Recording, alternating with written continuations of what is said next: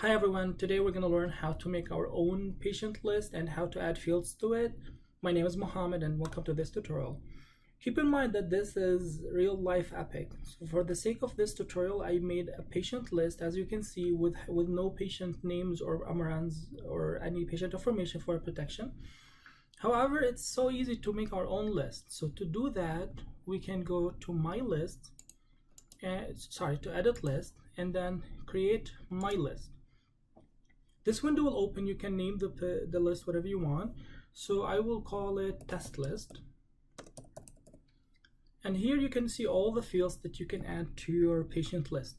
So I'm going to choose some stuff. So I'm going to click here and say age and hit add column. You can see it was added here. And then I can add chief complaint. I can add location or bad, but I'm not going to add that. You can add the patient name, patient amaran, and as you can see all the fields that you can add. Let me add the code status, and as you can see, I have a patient list that consists of 3 columns so far. What I can do as well is that I can rearrange these fields to see which one appears first on the list. It can be age, can be code status, or it can be chief complaint. So I'll keep the age as first one. When I hit accept, a new list here will show that's called test list, but it has no patients in it. So to add patients to the list, simply I can go to any patient list that I have already, and I can click on the patient and drag to the new list.